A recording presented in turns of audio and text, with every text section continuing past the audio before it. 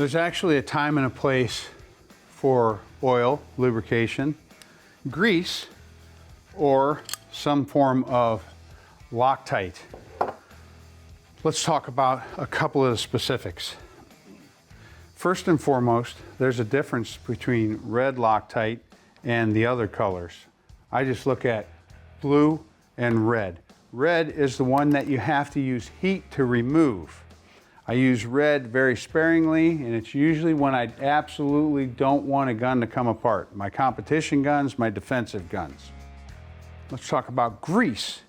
Grease is important, especially when you're fitting two parts together, such as this upper receiver and this Ballistic Advantage barrel. So I've got this barrel. The barrel is made of steel. The upper receiver is made of aluminum. I've got two dissimilar metals.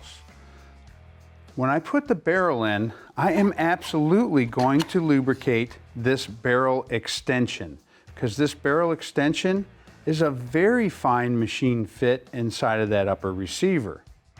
If I ever want these things to come apart, that's kind of important, but most importantly, I want this barrel and this upper to fit together during firing, because things are going to have to move and find their place when I first start firing this gun. So I've got lubrication there. I use this anti-seize. It works really well. It lasts forever. And a jar like this will last you, your kids, and their kids forever. The next place that I lubricate when I'm putting a barrel into an upper is this shoulder of the barrel extension. So I put lubrication on there because when I put this barrel nut on, this one just so happens to be steel, but some of them are made of titanium or other materials. So then you're increasing all the odds of things binding up. We've got steel, we got aluminum, we add titanium to it. So lubrication goes a long way. When I put this on, I'm also going to lubricate the threads inside of the barrel nut.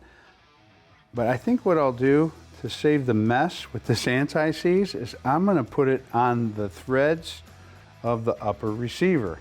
I almost put them inside of the barrel nut. If it was grease, I'd put it in there. I wouldn't have a problem with it. But anti-seize gets all over everything. So now when this barrel nut comes down on that shoulder of the barrel extension, it's going to be able to slip and slide. I'm going to torque this barrel nut down on there. I'm going to put it on once, put it on twice, and then I'm going to set it.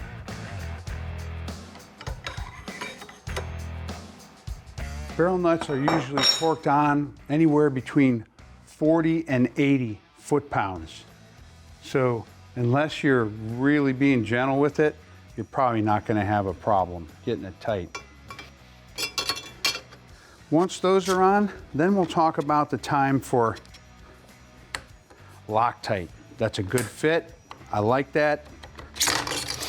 Where would I use red Loctite? I'd absolutely use red Loctite on my gas block screws.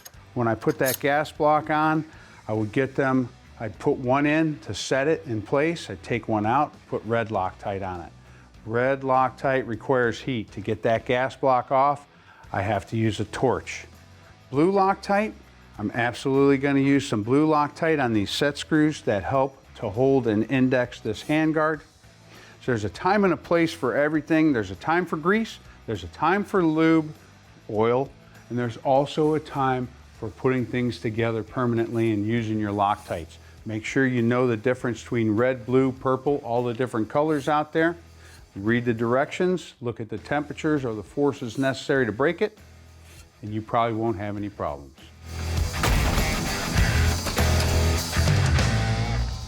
To see all of Gun Talk's content, go to guntalk.com, guntalktv.com, or sign up for the Gun Talk newsletter.